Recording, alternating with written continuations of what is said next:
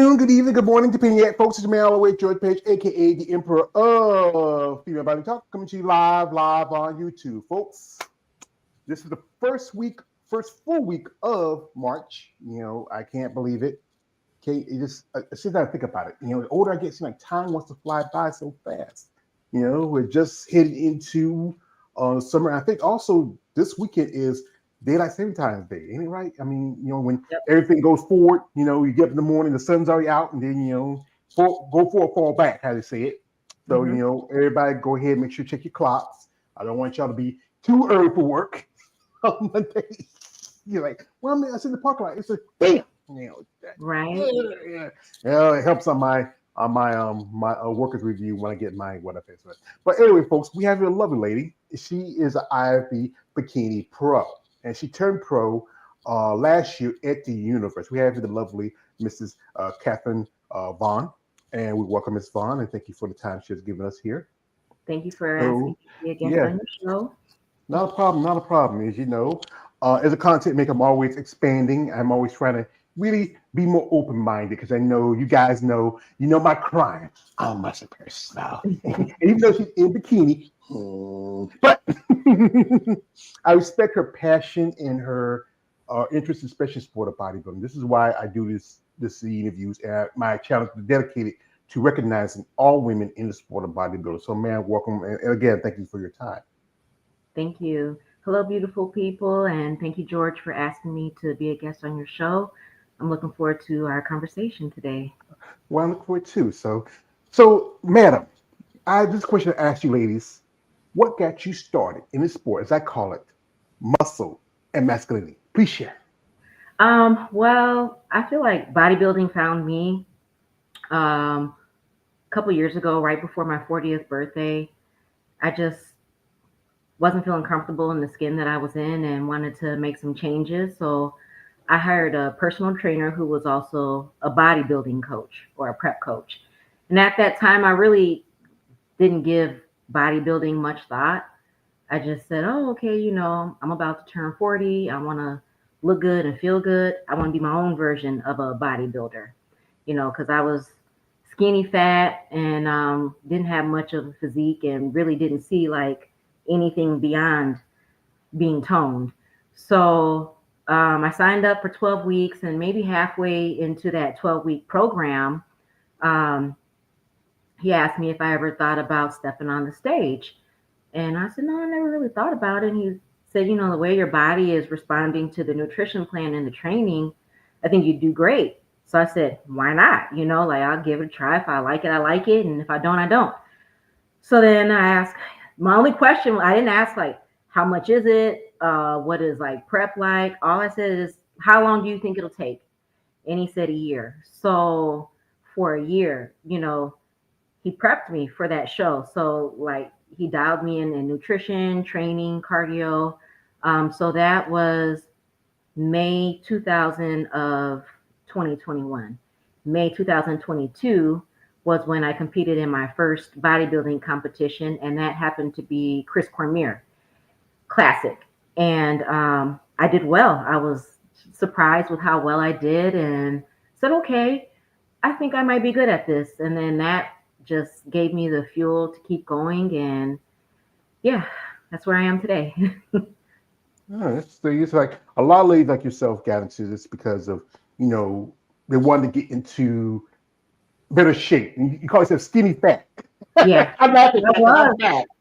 I'm fat. There's no such thing as skinny fat. You just got a little pooch, but you're not. This is me. I'm like my man Fat Bastard from Austin Powers. Yeah, they eat your baby. But yeah, I can understand where at one point in my life, like I said, I was like in my I'm 50 now, and Okay.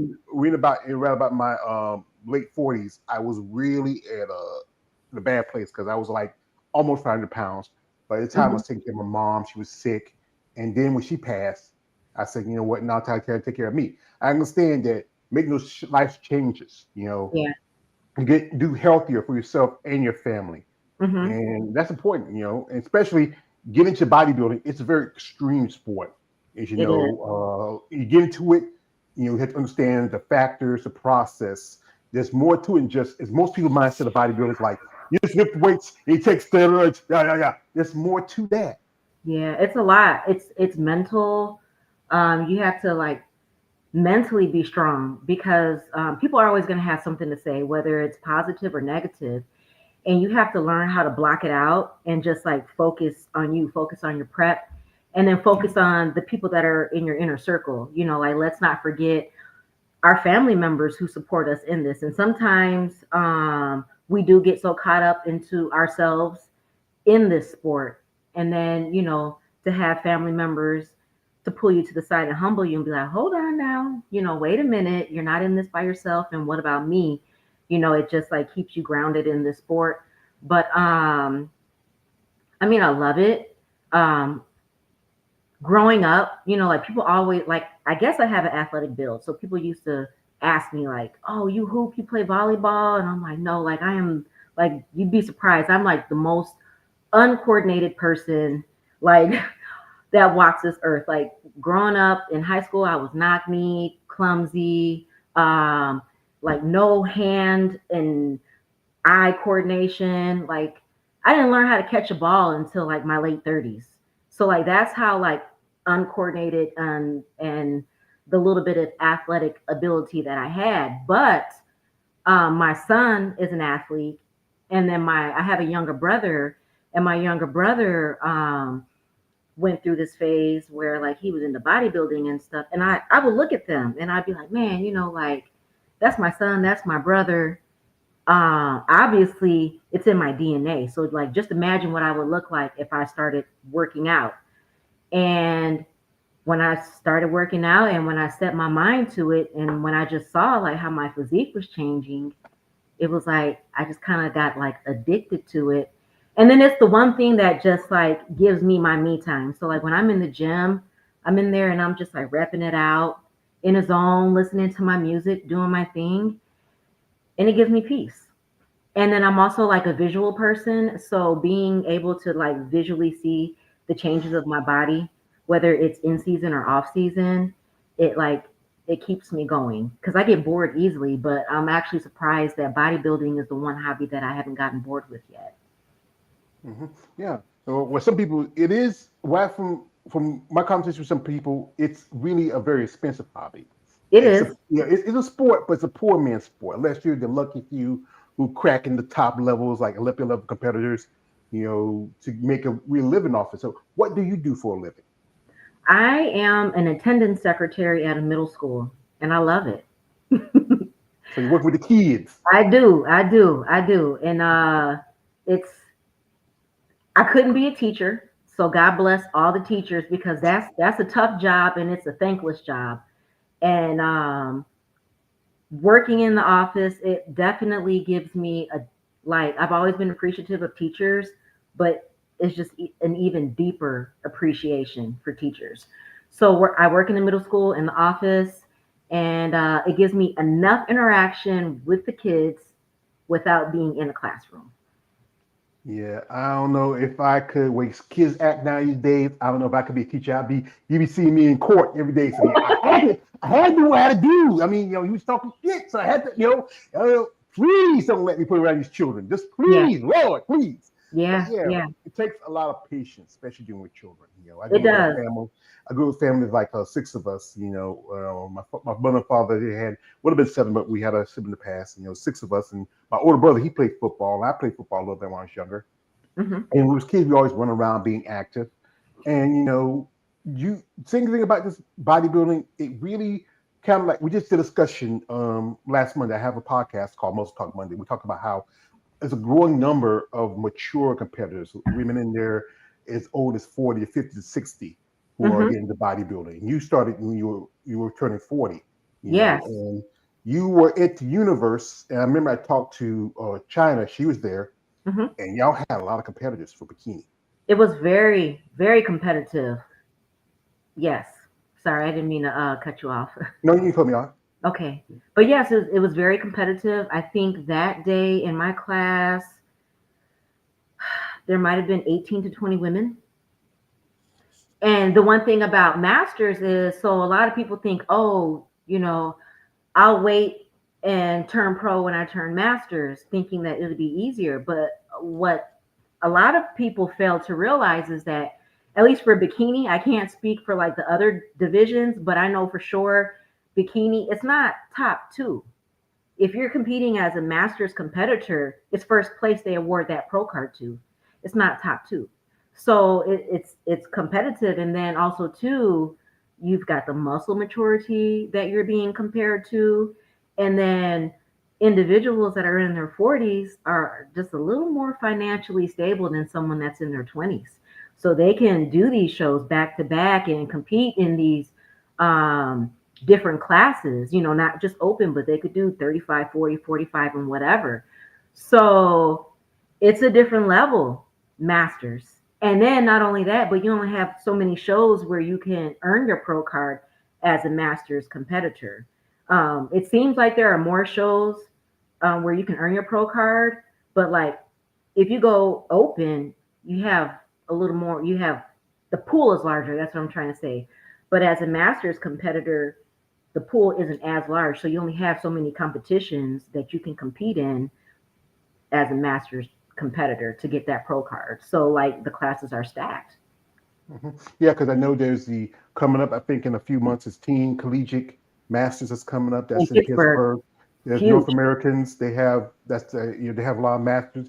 There's USA's Masters USA, Masters. yep, in Anaheim, Um, California. yeah, that's also growing wide. I just interviewed a couple ladies who did that show. One lady, she also got a pro card. Yeah, Hmm. because it's it's becoming growing. Because you're seeing a lot more. Back in the day, you didn't see that many women Yeah. past 30 in bodybuilding. There was maybe a handful here and there, but Hmm. generally you're seeing a large number because they think they found the sport either because they had athletic background and need something Yeah. to keep them going, or it's like this: you get older, kids grow up, they go on do their own lives. They don't depend on you much, even though sometimes you still have kids grown. They still depend on you every now and then. But you find something for yourself, Yes. and something you really enjoy. So, what was that? What was that feeling for you that first time on stage? You got to think about you in a little bikini on stage and you're in front of a crowd, and were your family there for you, support you? Yes. My very first competition, I had just my husband, my son were there. They are like my biggest supporters. And then just like all of my close friends, and it was just like so much love. And honestly, I didn't know what to expect. So I just went out there and just I just went out there and just did what I was supposed to do. So like my second competition, which was Pittsburgh um, Masters and or the Master Show in Pittsburgh. That was my first national show. That show, I was nervous. Like I was nervous when I competed at Chris Premier Classic, but the state, like the national stage, is bigger. The lights are brighter. You've got more judges. There's more people, and I was just like so nervous. And it took a while for me to like work past those nerves. And then when I finally got past those nerves, which was just this last year, I earned my pro card. But now it's being dumped back into that, being that small fish again as a pro. Like I'm not gonna know what to expect. It's definitely gonna be bigger. Stage is probably gonna. I mean, it's just gonna be different, more competition. So I'm looking forward to it.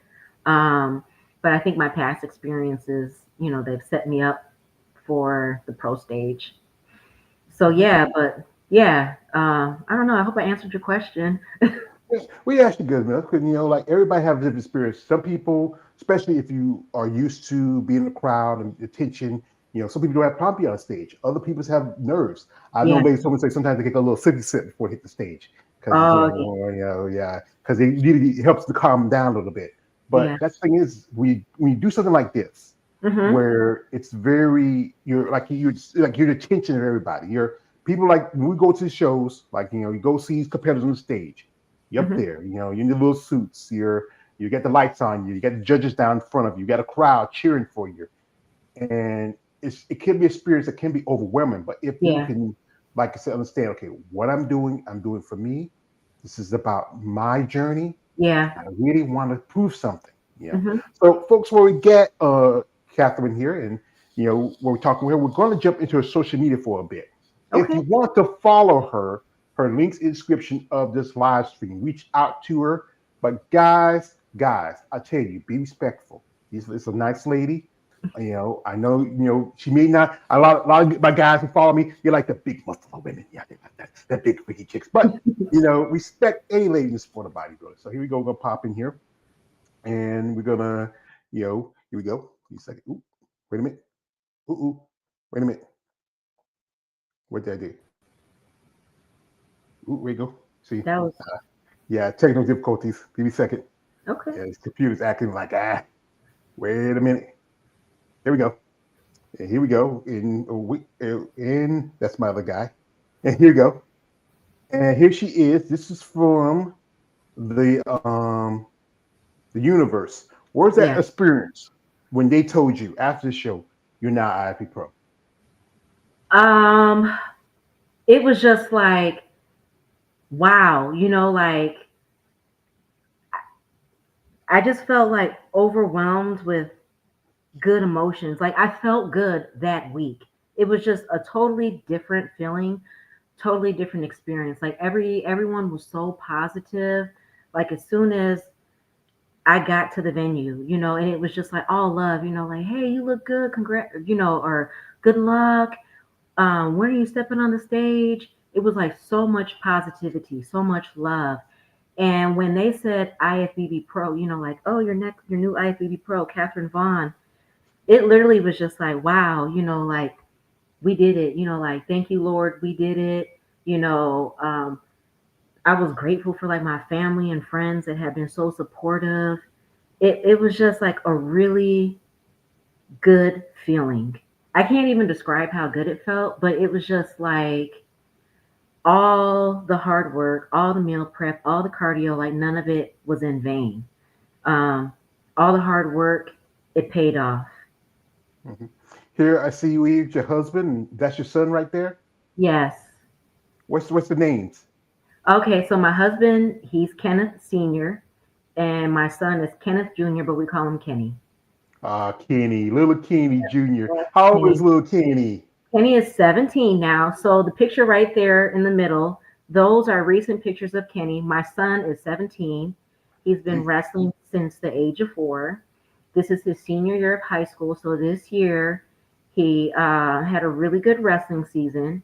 He was the conference champ, the sectional champ, and the regional champ.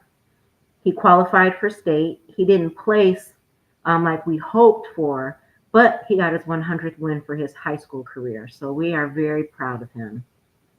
Well, Kenny's a big boy, but remember, I know he's getting bigger. Remember, got keep him down, keep him down. Let him know where's the place. Keep him down. Okay, Yeah, big Kenny, beat your boy down. Beat your boy down. I know you yeah, fight my that wrestling, son, Kenny.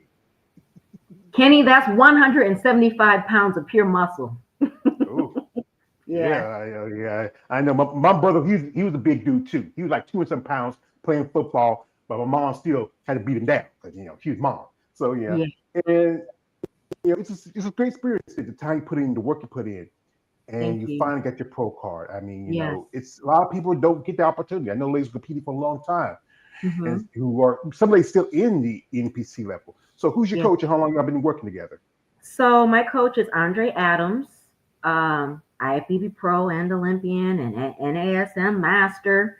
You can click right there on his link. I've been training with Andre since July, late July. Shortly after earning my pro card, um, I started working with Andre. And yep, that's Andre's page right there. Really good coach. Yeah. And that's a couple of his clients that just got their pro cards. Yeah, they earned their pro cards back in July. So they earned it at the competition in Anaheim, California. He took 4 athletes, and Oh, out that's of for the those four, USA. I'm sorry. Oh, the USA's. Oh, yep, at the USA's. Yeah, so he took 4 athletes to the USA's, and out of those four, 3 earned their pro card, and then right there in the red, that's Sheena. Sheena, she earned 2 pro cards in Canada. That's his wellness athlete. And Hmm. then he had Uni, who competed at the Arnold's as a wellness competitor, and I think Uni placed in the top 10. That's Uni right there. These wellness girls. I mean, that's why I want to give my hands to some of them because they are at a level where they're kind of like walking between in bikini and a little bit like in physique with bodybuilding. You look like the top half like bikini, and the bottom half like women's bodybuilding or women's physique. If you look at it, he posts a Yeah, figure. I mean, it's coming in very popular divisions. Growing the last few yeah. years. I mean, they Mm-hmm. got new divisions coming up. Fit model. I'm not a Mm-hmm. big fan of it.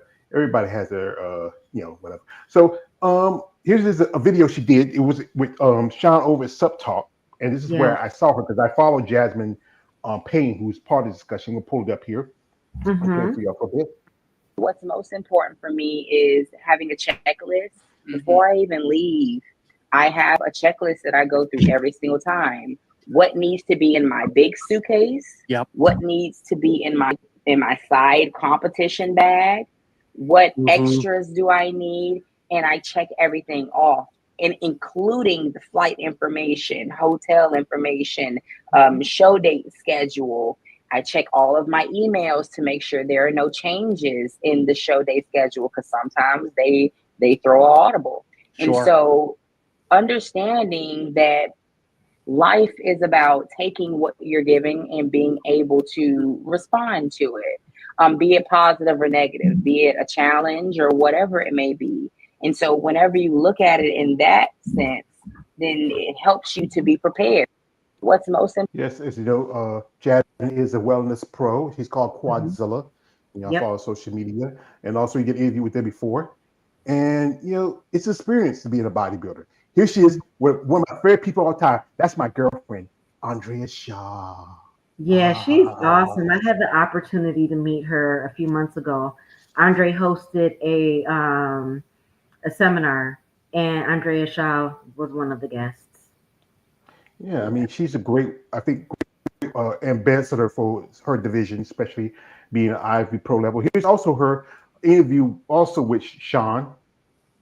Honestly have to say, so like the sword and the crown, those are from the first competition I ever did. That was Okay. the regional show.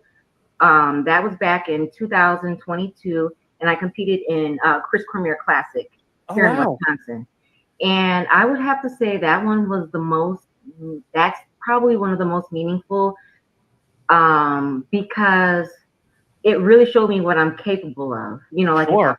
if I put my mind to it, I can get it done. And I honestly I wowed myself. I didn't know what to expect, Okay. but it proved to me that it was like, okay, you can do this and you can be good at it.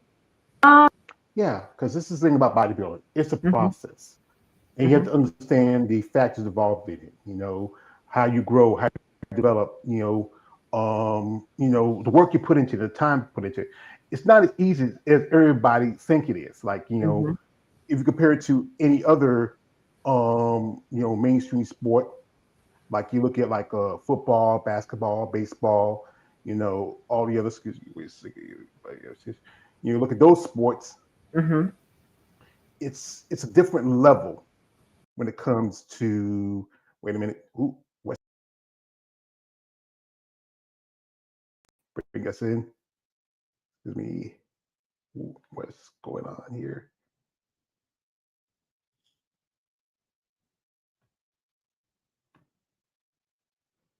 Wait,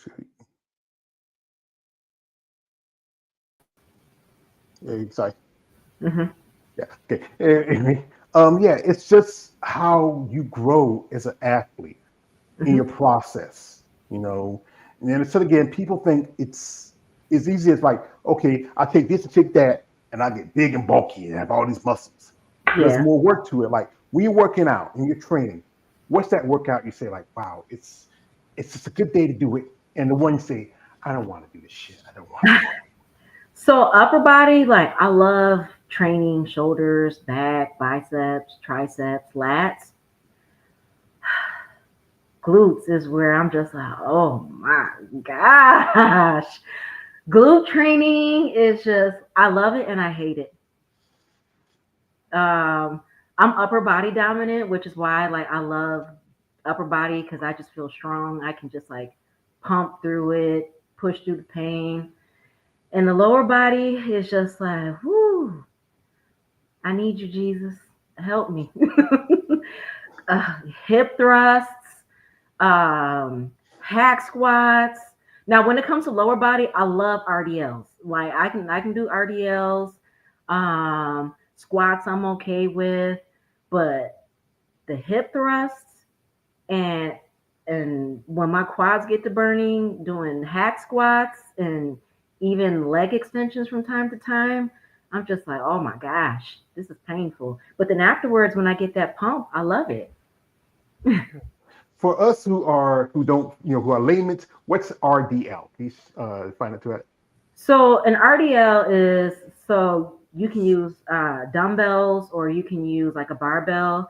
And basically, what you're doing is you're standing and then you're just hinging forward with the weight and you're just like bringing it down to like your shin and then you come up and then you hinge down and come up. And it works your hamstrings and your glutes. But you don't want to rush them because you don't want to use your back. It's all about using your glutes and your hamstrings. That's one thing I think, especially in bikini, they want you to have those good tie-ins in your glutes and your hamstrings. You Yes. want to have a complete look, but at the same time, they want you to be too like you look at now how the division started out. Like when bikini came in, Hmm. and I remember when like I said, I've been fighting buddy for a long time. Wasn't a big fan of it. Still, but it has evolved over time. And Hmm. recently, is they're bringing in the new division. Excuse me, fit model. This is how I feel about it. I feel like this. If if you look at the athletes that are starting to evolve, well, his thing is, why not stick to the guidelines that are Yeah. set for that division? Where when women now in physique are looking more like women in bodybuilding, you got women in figure look like women in physique, and even women bikini Hmm. looking more like women in figure. I Yeah. mean, it's evolution. You're just bringing something else that's going to evolve, just like the rest of the divisions have. Hmm. Well, I mean, I can understand your take on that, but I feel like the fit model division is it's a good opportunity for those that want to compete, but because there are some women who are like, I like muscle. I've had women tell me like, I like muscle, but I don't want to be muscular like you. And I'm like, okay, well, but I'm not muscular. Like I don't walk around jacked and flex is perception. So like some women, their perception of me is very muscular. But then you have the fit body division now that's being introduced. And it's for those, I feel like it's a good division for the women who are unsure, like, okay, I don't know if I really want to do bodybuilding, but let me see how I do in this. Um, for like some individuals, they don't have enough time to be in the gym like a bikini, like a competitive bikini athlete. Cause like I guarantee, like China's probably in the gym 6 to 7 days a week. Like the way her physique looks and the amount of time that she spends training and conditioning, you cannot build a physique like that going to the gym 3 to 4 days a week, doing 15 to 20 minutes of cardio. Um, my physique, like I don't go to the gym 3 to 4 days a week and do 20 minutes of cardio. Like training is intense, cardio. Sometimes it feels intense, specifically when I'm in prep and even in the off season, like I don't stop doing cardio. So for an individual that wants to compete but may not be able to commit as much time in the gym, may not have the money to spend on a high end bikini because the bikinis aren't cheap. So like it gives them an opportunity to compete, but have more flexibility in their time, more flexibility with their schedule, more flexibility with their finances, more flexibility with life. Because being a competitive athlete, as far as like bikini, I'll speak for myself, it can be very time consuming, Hmm. very time consuming. So I feel like it serves a purpose for those that want to fulfill it. I, on the Yeah. other hand, I like muscle. I like being in the gym. I like, so like being in the gym for an hour to 2 hours for me, it doesn't bother me, So like I like it, but for someone else, they may feel like it's too much of a commitment. But then, fit model still allows them that opportunity to invest in a hobby that doesn't require as much time, but still a commitment, Because from the sounds of it, I don't think it's going to be as easy as people think because you still have to be conditioned. Like it may not be as conditioned as a bikini athlete, but you can't go in there looking like, you did a 2 week prep. You still got to sacrifice time and energy into a fit model prep. So I don't take away from what anybody does in this industry because at the end of the day, whether it's bodybuilding, figure, women's physique, bikini, wellness, whatever, it's all going to take time. It's all a sacrifice. So to each its own. Yeah, because like I said, doing these interviews, talk to you ladies, yeah, there is a lot of sacrifice to it, and you do have to love this sport when you get into it. Because like I said, it's not much. It's not as lucrative. If you're lucky enough, you have sponsors that help you out. Like, are you sponsored? No. And if there's anyone that wants to sponsor me, hey, DM me. Like, I would love the opportunity to collaborate or have someone sponsor me or just send me samples, whatever the case may be. Like, I'm open to it because it is Yeah. expensive. Yeah. Yeah. Because like I said, and guys, she's serious about sponsors, but guys, we don't want no weird stuff. Come on, guys, be No. smart. We don't want no trouble. Her son wrestles. We don't want to be her boy. Be like, hey, what was she to my mom? You're like you choking somebody out in the middle of the I'm room. married. Yeah, I got a husband. they don't care. They do not care. This is the thing about this. Most of the guys, especially guys who follow me, you like muscle, but they love muscles. It excites them when they see y'all buff ladies. It's just y'all just make them they're like dogs chasing cars. They want to know to do it. They get one. So they get it's just about a particular look, especially the woman. And there's always a debate, especially when it comes down to the men and women when it comes to competing. Like when guys are getting ready, like I was talking discussion, it costs them more because they need supplements, the food, everything like that. But women's show day, where everything is, where like I said, the posing suits right there. That's couple thousand. It's just about depending on what division you're in. Your hair, your makeup, travel expenses. Going to the shows. Then you become a pro. You got to pay for your pro fee every year. You keep up the pro card up. Updated, and then everything's involved in it. And you look at the guys. All they got to wear a pair of banana hammers and boy shorts. Yeah. That's it. They put on the tan, other than like just shave their head or just put some mousse and go out there. Y'all ladies have to look presentable because, like you said, the lady talk about she don't want to be as muscular as you. But, that's the thing is, people, when they see a woman with just a little bit of muscle, it kind of offends their sense. Yeah. Especially their idea, especially with your background, because you're a half Filipino.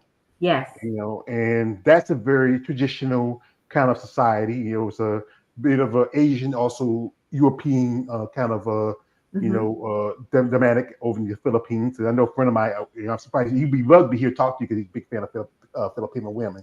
And also I've talked to a lady who's a Filipino competitor. What's that like, especially as you talk about your husband, your kids, and your kids support you. What about your other family, like your mother and your brother? So my family has been very supportive, even my family in the Philippines. So like they'll message me from time to time where they'll comment on my reels or whatever. And they say, like, oh, I'm so proud of you. You look really good. I wish I could do what you're doing.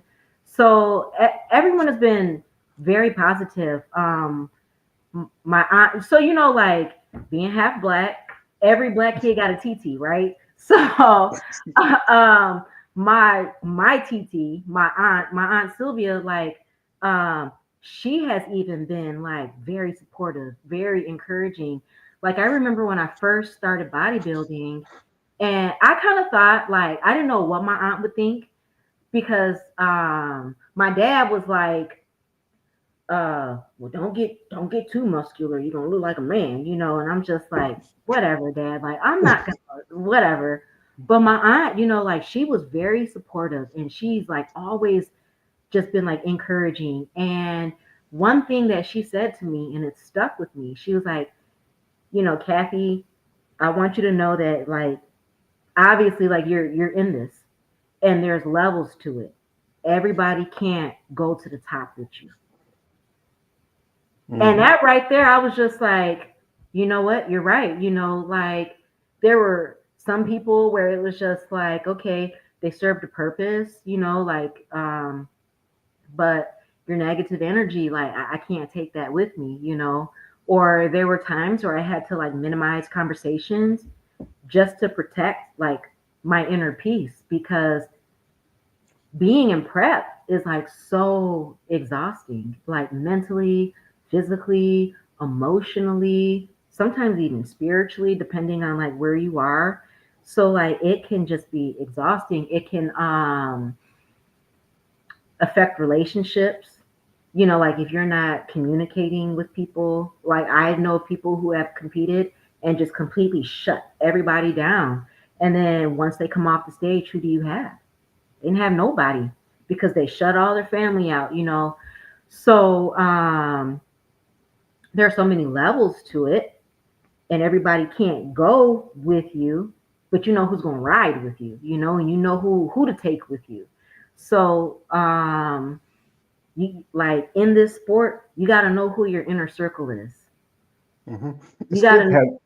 Yeah, yeah, it's good to have that because it's important for anybody, any athlete gets it, yeah, especially in bodybuilding because it's not a very popular sport. It's not mainstream. I remember when I was coming up, you used to catch it on ESPN or Fox Sports, or I remember yeah, even the networks, sports stations used to have it, but mm-hmm, it's because it's so extreme, it's so yep, different, and it's always and again, everybody always put in it's steroids, it's steroids. It's only a small factor, yeah, especially it's used for recovery when you want to get back to the gym the next day. You yeah, know, there's even natural bodybuilders. I've interviewed ladies who do natural bodybuilding. Even you're on some kind of stuff. No, it's a different look, but still it's not the same. And your yeah, dad said, "I know your dad. Is there any man?" He said, like, "Hey, I don't want my little girl to be my little boy, or I got a son. I don't need another." But mm-hmm, it's good that you have support with like your aunt and the rest of your family that still stand by you. I know your yeah. dad probably changed his mind because you're his little girl, He's as you proud. know. Yeah, Yeah, because he's yeah. proud of me. And then my little sister, I have a younger sister, so Valerie is 16 years younger than me, and Valerie has always been positive too. And last year, as I started prep, my sister said to me, she was like, "This is your bamboo season," and that stuck with me too. And she was like, "Bamboo is planted in the ground, and then and it takes 3 years for it to grow." And once it hits the surface, it's just like it just rises above the ground and it just doesn't stop. So she was like, like the seed was planted in the ground. She was like, my glutes, they're popping. She was like, this is your bamboo season. And like that carried me through prep, like, so I feel like since doing this, I've been blessed because I've always had like someone in my corner speaking positive into me, even when it was like hard for me to like see what other people saw or just like speaking to myself. It was just like God had someone placed there like to speak into me and to help me keep going, so like I don't know for anybody else, but like for me, when people ask me how do I do this, my answer is God. Like God has given me the strength to do this. So it's God. It's not Catherine's strength. It's God's strength.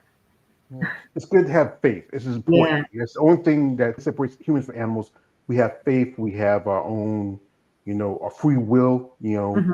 You have to have a passion for it. Like when I'm doing Yeah. this content, there's times where I get fed up with this. I mean, trying to reach out to y'all ladies, y'all, yeah, I don't kill those, but this is something I want to show you. I love because this is like my other guy. If you ever do something, he says like never do for free, and this is my payment. And I always Hmm. want to talk this out because this is why I remember wrestling used to be a big fan of was Triple H from WWE. We says like, I am the game. I am that damn good. And if you're that damn good, like this is an issue of muscle development with Andre. Yeah. Hmm. And I always want to talk this out. And I know guys in there say, hey, wait a minute, because you know what? Because I love this woman, and she took the time out. Someone she never met or even know. She signed this for me. And she told me Yeah. she thanks me for my support. She's And like she, awesome. yeah, she is awesome. Any ladies and no ladies have told me about her. One of these days, I would love to meet her. I'd love to marry her, but I know that don't. But this is what not just doing stuff for like someone like Andrea, but when I post stuff on my social media. I Yeah. saw a lady, she commented on one of my live streams and she liked it. Now I got in with her coming up. And you have to do this as a passion. There's no big reward of it other than thank you or appreciation or just letting people Hmm. know that hey, I respect who you are. Yes, as when I was a younger man, I just find out ladies appealing, but right, I get to learn what it takes to be somebody in this sport, being a man Hmm. or a woman. I Hmm. mean, you have to have. It's a good thing you have support because, like I say, you don't. The quote my man Rocky Balboa, life can beat you down and bring Yeah. you to your knees, Hmm. but it's not how hard you can take the hits. It's how you can, how hard you can hit, but take the hits to keep moving forward. Hmm. Hmm. So, so what's the plan now? Now you feel like because I know with China, she jumped in a couple of shows after she got a pro card. What's the plan for you? Right now, my coach and I were focused on just improving my physique, and he'll let me know when it's go time. Yeah, I don't like to put the pressure on myself of like setting dates and stuff. Just tell me when it's time. Tell me when it's time to go, and I'll be ready to go. It's like Mhm. tell me what going in the end game, coach. Just tell me when I'm ready. Yeah, Yeah, just tell me. Like when you say okay, no more carbs, no more carbs. When you say increase the cardio, I'll increase the cardio. So it's just my coach will let me know when it's time. yeah, Yeah. it's good that you have a good relationship with your coach. That's important because you know Mhm. what I've heard stories where sometimes some lady jumps from a coach to coach because of things didn't work out with them, or we recently has passed and was a young lady who passed away. I'm going to talk about that on Mhm. a upcoming live stream where I got. And it's good to have that relationship because sometimes some coaches will, especially you're a bikini competitor, and I've known coaches that gave girls in like even in figure the Mhm. same plan to give to a men's open bodybuilder, That's which crazy. doesn't work because men and women biologically are different. We're Mhm. the same race, but we're different species per se. Mhm. What thing might work for a man will not work for a woman. Right. It's just about how the body grows, how it develops. Like as you been doing this sport for a while, did anybody other than Andrea, anybody you see that you really, kind of respect or admire as an athlete? Oh, as like I have so much love and respect for Vanya. Yes, she just Congratulations to yes, Vanya on congratulations. yes on your Arnold win on being the first African American Haitian woman to place first at the Arnold's. I had the pleasure of working with Vanya last season. She helped me earn my pro card. She was my posing coach. But like I have so much love and respect for Vanya because one thing that nobody can say or that nobody can take away from Vanya is she's consistent. She like she's consistent. She shows up. She like her physique, it speaks for herself. Her posing, it speaks for itself. And she has just such a kind, warm spirit. For her to be an Olympian, and then to meet her in person is so humbling because it's just like she doesn't wear the title as Olympian, as Miss Arnold International. Like she's Vanya, and that's one thing that I just like admire her for who she is, and she's not on social media, like like she's just Vanya, like she's consistent, she's humble, she's sweet, and like I said, her work ethic it speaks for itself. So like I have a lot of love and a lot of respect for Vanya.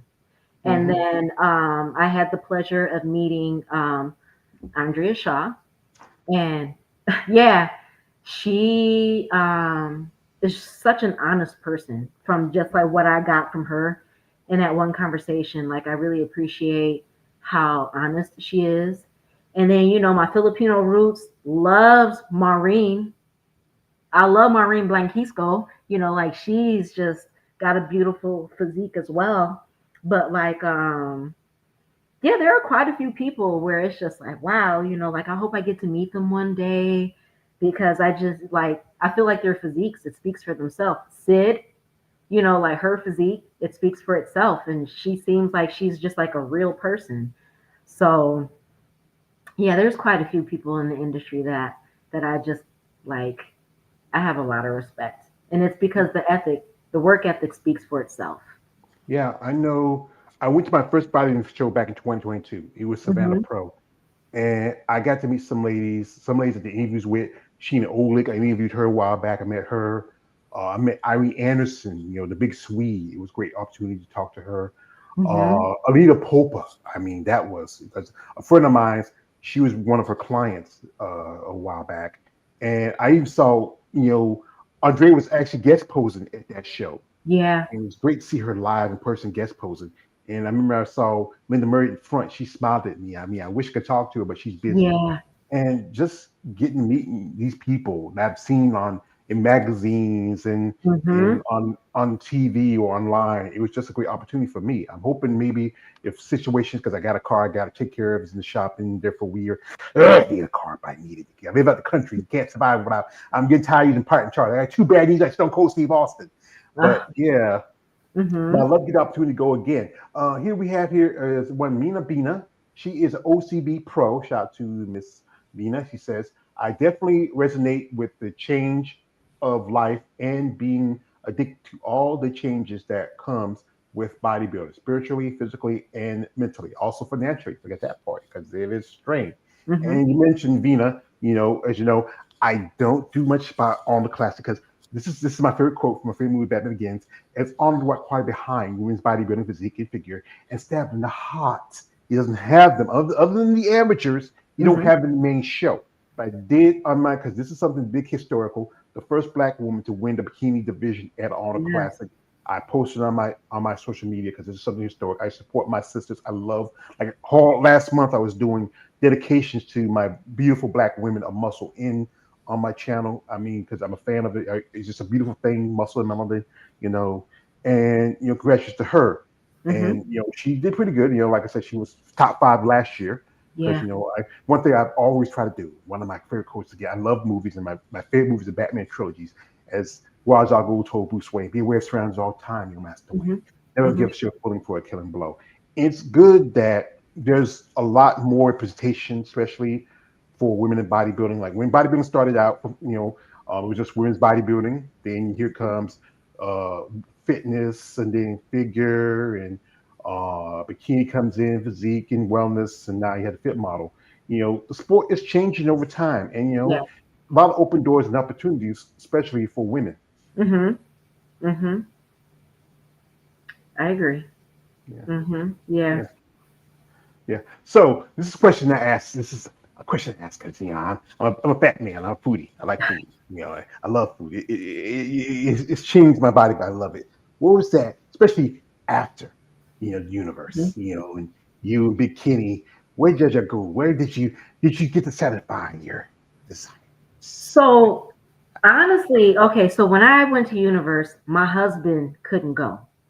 My husband, he couldn't get the time off work. And then my son couldn't go because my son went to a wrestling camp. So the day that he came back from the wrestling camp was the day I left for Universe. So one of my good childhood friends, Desiree, went with me. And so like Desiree, she matched my energy, right? So Desiree was just like, okay, her main, she was like, I'm here for you. She's like, but the only thing I want to do while we're out here is get halal food. So I was like, okay.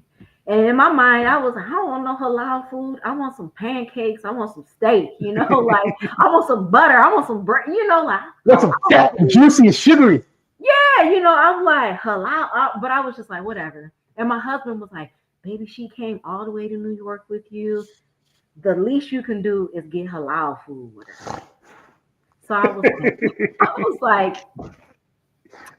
halal it is, okay. Uh, So we catch a cab to Manhattan. I'm like, I'm excited because I earned my pro card, but I'm hungry for food.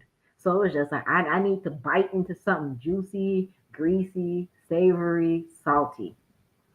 So our driver, she asks the driver, like, where should we go to get some halal food? He's like, oh, you guys gotta go to Halal Brothers. I'll drop you off. All you gotta do is just walk up the street, around the corner, boom, boom, it's right there. So we get dropped off. We start walking, George. When I tell you that it was a food cart, I was like, and the line was long, like an amusement park, like like long line. And in my mind, I'm like, I am not gonna wait. In my mind, I'm thinking to myself, like, I'm not gonna wait in line for a freaking halal meal, whatever this is. I'm not gonna wait in line. So I stood there, but I didn't like say anything to Desiree. This is just like in my mind, right? So I'm just like, man, I'm like, Desiree, this line is pretty long. Like, I don't think I want to wait in line. And Desiree, being the person that it is, she's like, well, if you don't want to wait in line, it's fine. We'll go find something else. So I said, okay. So then we start walking. I'm like, let's just go to like a diner. Like diners, they got every and anything. So we start walking towards the diner. And then the GPS is like 30-minute walk. And I'm like, I'm not waiting 30 minutes. I don't want to walk 30. I'm like, I want to eat now. So then I said to her, I'm like, let's just check out this halal cart. I'll wait in line. I'm like, because the amount of time it takes for us to wait in this line is about the same amount of time it would take for us to walk and get something to eat. Yeah. So we wait in line, right? She's like all excited. Oh, they got this, they got that, and I'm just like, Whatever. yeah, I'm like, okay. So we get to the line and you can have whatever you want, my treat. So then I'm like, okay, I'm like, let me get the beef cart. So like the cart is meat, and then there's like a salad, and then there's rice. So I had beef because I was like, I want some beef. So it was beef, and then it was like this little like Jerusalem salad, and then this like seasoned rice, and then they drizzled it with like this garlic sauce or whatever. And then I was like, and let me get a gyro and some fries because I need something to eat right now. So that's what I got, right? So they hand me the food, and I'm like, Desiree, I need to eat right now. Like, I can't find a spot to sit and wait because, like I said, it's a cart, so you got to find a spot to wait. So I'm like, I can't. I got to eat something right now. So I eat a couple fries. I take a bite of that gyro. When I tell you that gyro was so good, it was like biting to a pillow, and it just like melted in my mouth. I looked at Desiree and I said, this gyro is so good. I'm going to go back to the end of the line and get another one. Oh, damn. And I did. I went back to the end of the line. I ate my gyro while I was waiting in line. And then when I got to the front of the line, ate that second gyro and all them French fries while they were hot and fresh. You remember the movie New Jack City? You like Pookie would say, he was calling my Yes. name, man. He was calling my name. Yes. And so I told Desiree, like, I had to humble myself. And I was just like, it was worth the wait. It was worth the wait, and I would do it 10 times over. That's how good it was. I can tell you, there have been times where I remember this is a true story. This was like a few years ago when I got my first car. My brother, he was really good at cars, so we would go and get some parts and stuff, Mm-hmm. for it. We went to the Walmart, got some stuff, and then me and my brother, we big men, we like good food, like buffet. There was a Chinese spot just down the road. We were going there. My nephew, my oldest nephew, is with us. He said, "I don't want to eat that. That's rat and cat." I looked and said, "Sir, that's a good rat cat." My brother said he doesn't want to eat it, so we'll go to Kentucky Fried Chicken. Now, me and my brother, we like chicken, but it's just you eat that one little bit of chicken, you can't go back. You got to buy another thing. With a buffet, you eat all you want. We're looking at him eating chicken, saying this. We would say just like, but we were good sports. But now he loves Chinese food. Yeah. I mean, but yeah, food is a very important part for a bodybuilder, especially depending on who you are. The quantities, you want to eat clean, you want something. Not you can't eat it like I know with your son, especially in your house. He has to eat healthy. That's good that you're eating healthy. What? My son. Okay, so my son, I will say that he has a well balanced diet of good food, fast food, snacks. Like he'll be like, "What's for dinner?" And I'm like, "You can eat some prep food." I'm not no bodybuilder. I'm not on no diet. Like he humbled me. I'm not on no diet. You chose this. I didn't choose this. So I'm like, well, you can go get something to eat. But now that he's getting older and he's, getting ready for college, he's realizing how important your nutrition is. Because the coaches, like they're on him like, oh, you guys, you need to, eat cleaner and blah, blah, blah, blah. So slowly he is like, I think I'm gonna eat a prep meal, you know, because like I have, I'll prep the meals and then I put them in the freezer. And then he's like, I think I'm gonna heat up a prep meal today. So I'm like, okay. And my husband, he's gotten better too, because for a while, same thing. I ain't on no diet. But like when your waistband is expanding, don't cry. Like you got all these prep meals that are in the freezer. So like I've learned to just like lead by example, not like you should be eating this, you should be eating that. Like they see what I do and they see that it works. And then it's just like, oh, okay, well, it's working for her. I'll give it a try. Yeah, like I say, it's a process, especially when Yeah. it's what you're gonna eat, what you need to eat, and and being he's 17, he can run all day, run all night, he burns it, but when you get to this age, son, it's hard to burn it off. It's Yeah. hard.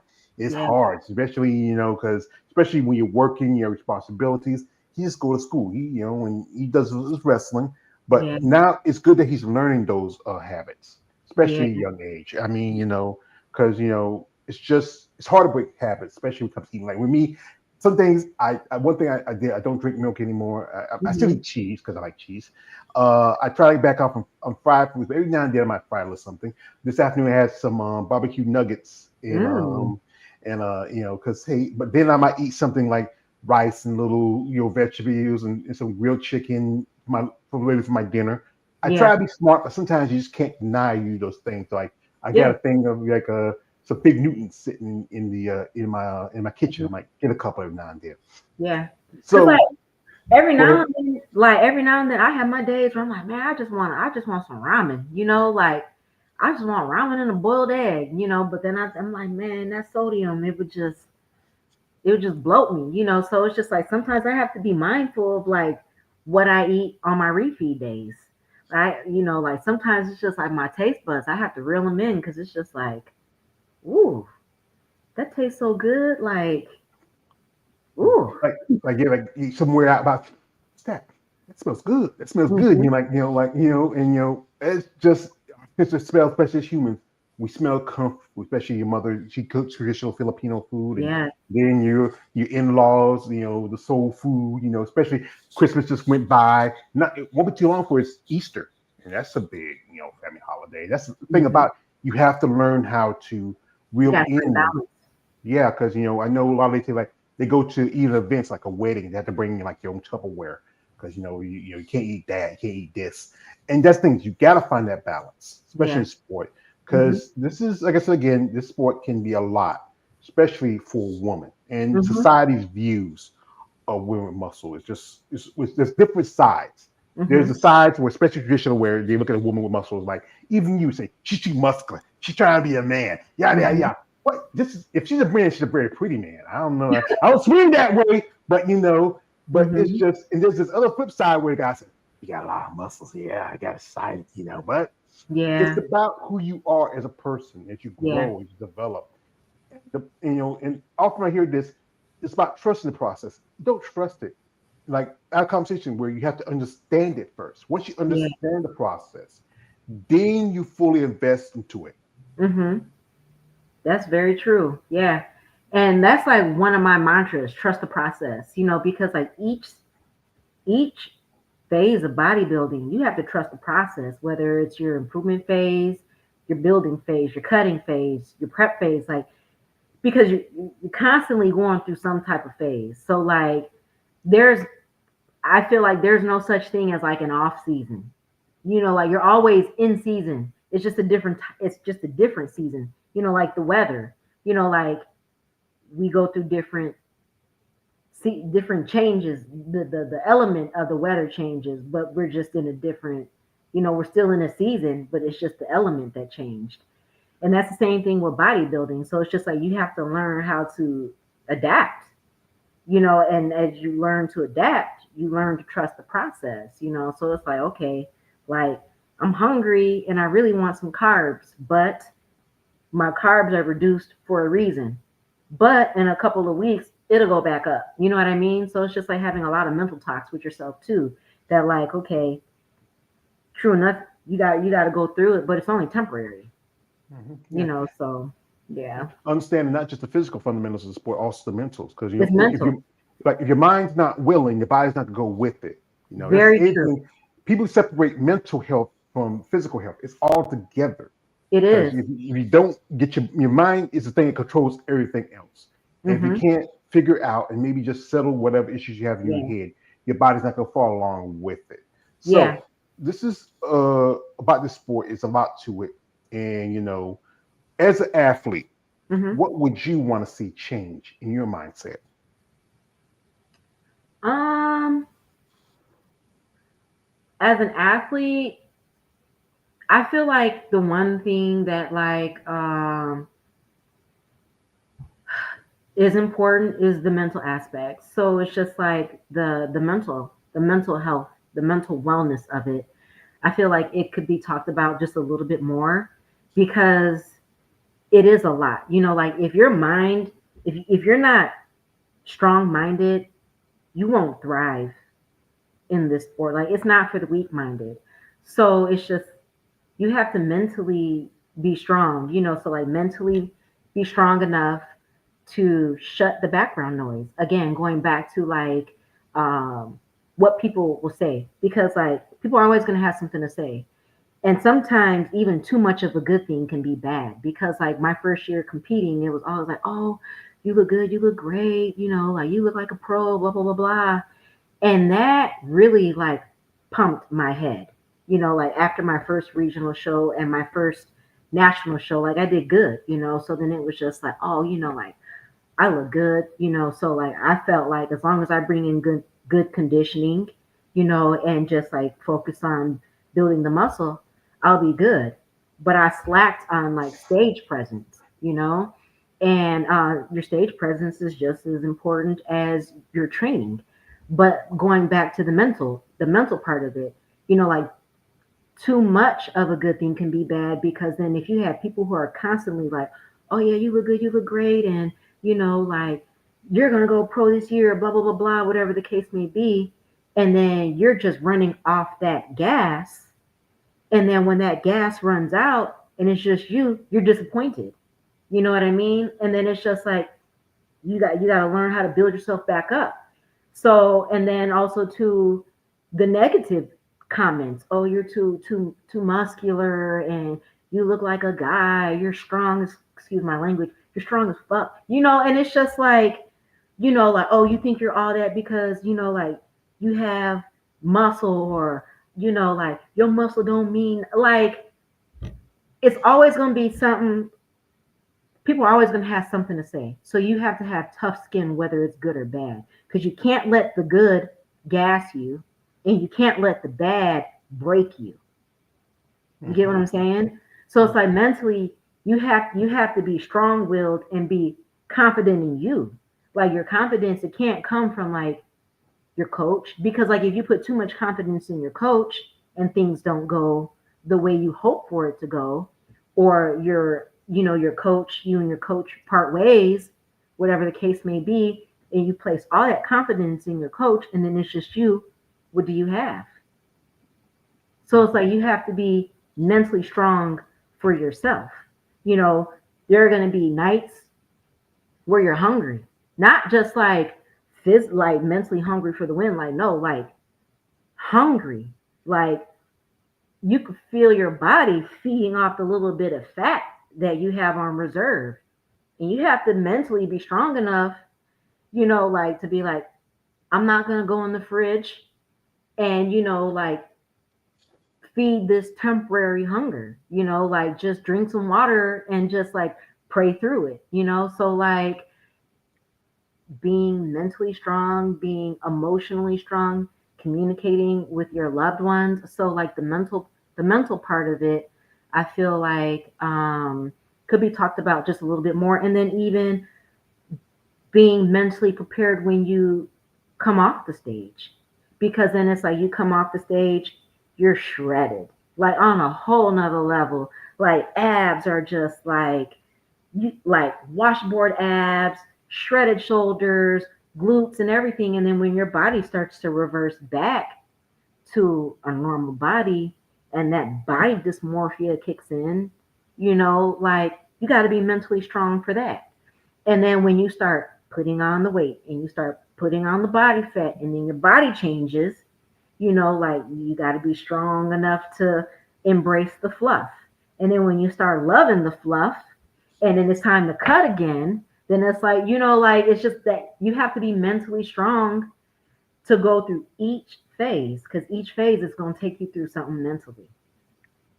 Yeah, because that's the thing that people don't understand. Like, especially us who go to the shows, who are Yeah. the outsiders. Mm-hmm. We see you on the stage.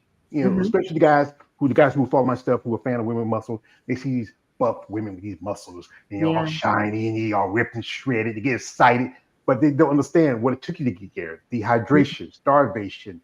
Sometimes you have days where you feel like I can't do this. It could like I said, like you said, it can beat you down to your knees. You let It it. can. Yeah. Yeah, and And you have then to. like moments of doubt. And then bodybuilding, the whole sport itself is comparison. You're on the stage and judges are comparing you to other people. So then what happens? Like you find yourself on social media looking at other athletes, comparing yourself to other athletes, and that can mentally break you down. So it's just like you have to be mentally strong. I can't stress that enough. Like if you're not mentally strong, the sport is not for you. Yeah, it's this sport can really take a lot out of anybody. And for y'all ladies, the cost and expense is so much to involve in it. If you're lucky enough, you get sponsorship that helps out.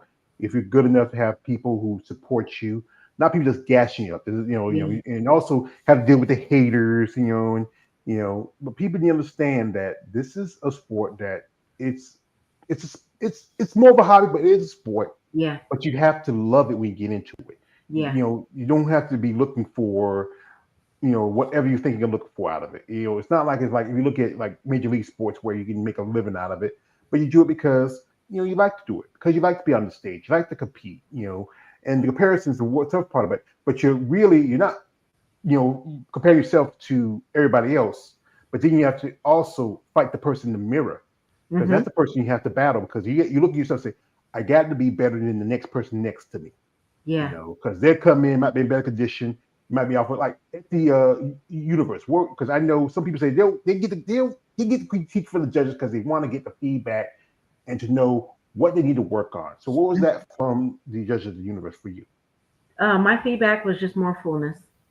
Just filling out my physique even more. Um, so that's what we're focused on is just filling out my frame, filling out my physique. Um, so yeah, I can't ask for anything less, right? Hmm.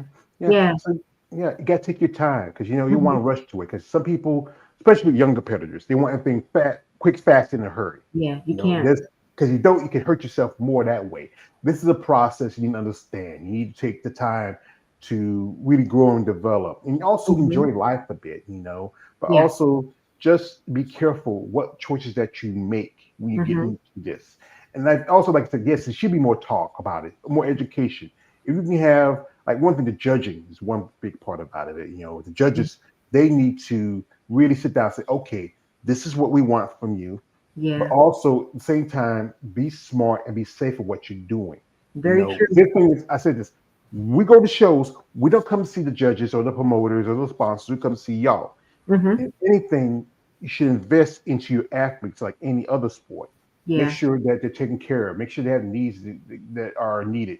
Yeah. Just little things because it's important. Also, to more of, I mean, somebody is very, very private about themselves, but if you put yourself out there in the world, I know Mhm. there's a fear of rejection, but Mhm. what? Sometimes it just take a few people. Like, good examples like what Arnold did his career. He was a Mm-hmm. bodybuilder, and now he's one of the biggest top level actor, big time businessman. You Yeah. know, others. You have to really find something out there Mm-hmm. in society that you can do good at, and Yeah. really promote yourself. And again, it's folks. If you want to follow her LinkedIn live stream in this and it's in the description.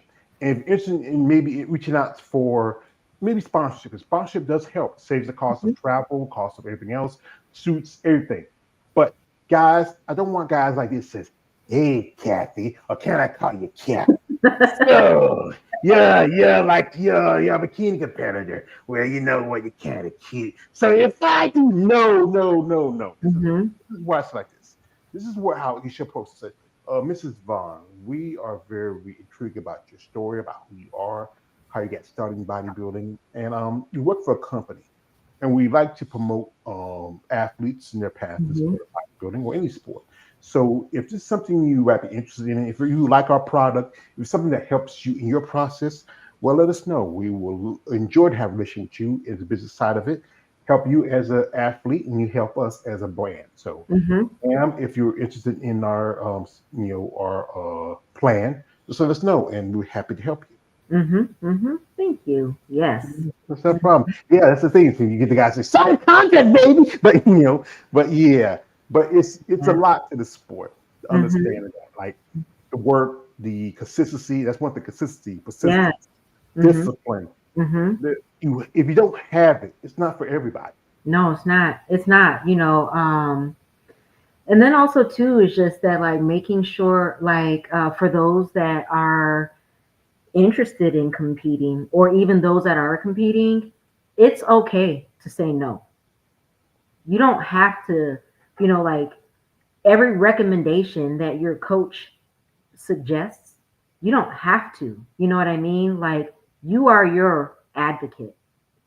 And it's okay to say no, it's okay to set boundaries, because at the end of the day, all you have is you. So like I know of people who have felt like they were put in compromised situations and where they really didn't, have a voice to say no or a voice to say, what about an alternative? You know what I mean? But like, no, you can. You can say no. You can set boundaries. You can advocate for yourself, and you should. Don't let Because anybody in this sport take advantage of you, take advantage of your body or your mind. I think you have to be your own advocate. You can't expect anybody else to do it for you. Yeah. You got to speak Hmm. for yourself. You got to say, hey, if I don't feel comfortable doing this, I'm not going to do it. And if your coach or whoever your trainer respects that, that's good. If you don't, then that's somebody needs to go someplace else. And that's Yeah. also somebody that people need to be aware of because that Hmm. could be kind of dangerous to somebody else's life. So, folks, we do appreciate the time that Catherine gave us here. We wish her best of luck in her upcoming pro debut. She's taking some time. It's a growing season, as they say, but it's a process, and you don't want to rush into it. You don't want to go into something, not knowing what you're getting involved into. You want to understand the factors of it. You want to see how things work for you as an athlete. So, Hmm. so ma'am, this is my last question. We'll ask you: what would you want out of bodybuilding for yourself as a whole? As a whole, uh, I'm going to tell you what I told my husband the other day. My goal is for my name to be known in this industry as a well-known masters competitor. Like I know my lane, and I'm open to, like seeing where I land in the open. But like no, I want to represent for all the masters competitors. Like all the mommies, we can do it. All the women that are 35 and older, we can do it. So like I want everybody to know who I am as a masters competitor. And yeah, that's pretty much it. Yeah, I respect that because you know what? It's one thing to try to prove yourself, especially competing with competitors that are much younger, competitors in your age group. Hmm. Again, this is a passion sport. You have to love it to get when you get into it. You have to understand the factors that's involved in it. the discipline, the consistency, the Yeah. persistence, the dieting, the rest, recovery, Mm-hmm. also work on those improvements to strengthen yourself as an athlete. And also, people need to understand that this is not just, about what, gear you take like that. It's about all factors involved in it.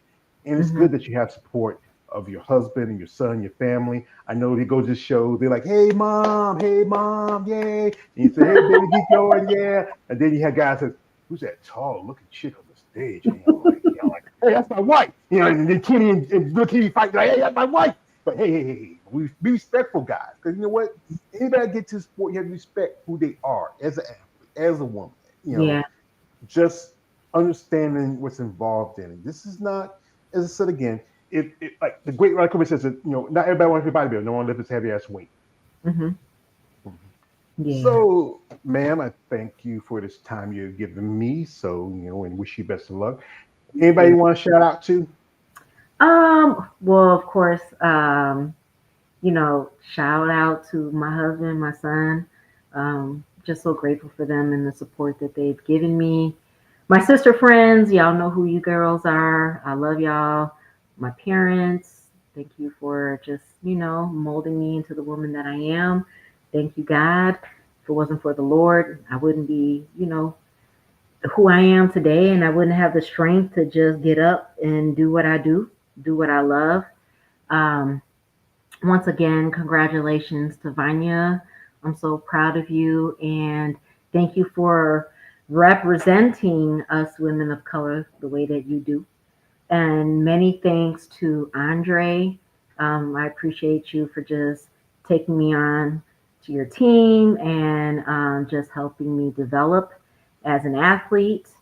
And thank you, George, for this opportunity to be a guest on your show. I've really enjoyed our conversation. And if you ever want to have me back, I look forward to that in the future. And for those of you that are watching, thank you for taking the time out of your day to just sit back and enjoy this podcast. Well, like I said, man, I really appreciate that. And when it's times where I say thanks to me, I like the quote from my favorite movie, Batman Begins. It's one I love the whole Chris Nolan trilogy. At the end, when Jim Gordon says to Batman, "I never got a chance to thank you," and he says, "You never have to."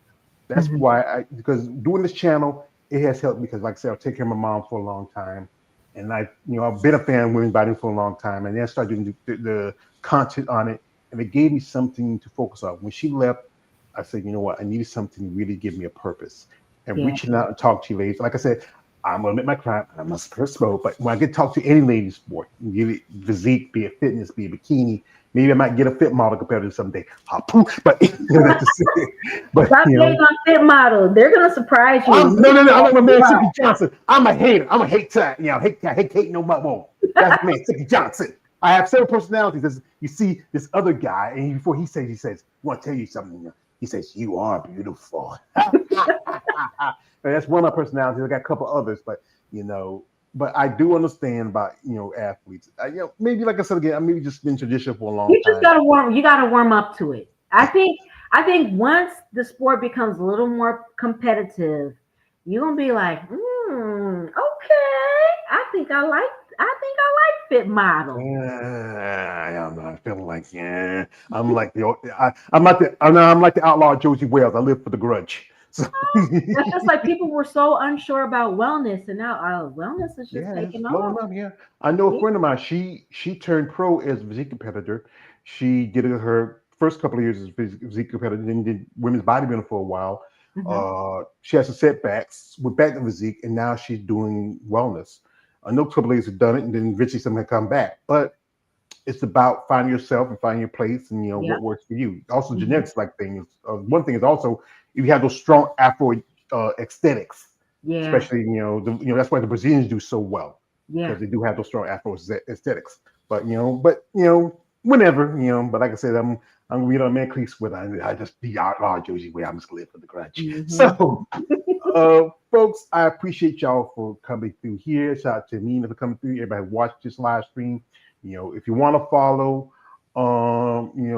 Kathy, she her links are in the description of this live stream. Support her. show genuine interest in her. No weird stuff. I don't want to be hearing Bikini and Little Kitty checking us and guy in the middle of the street over their mom and their wife.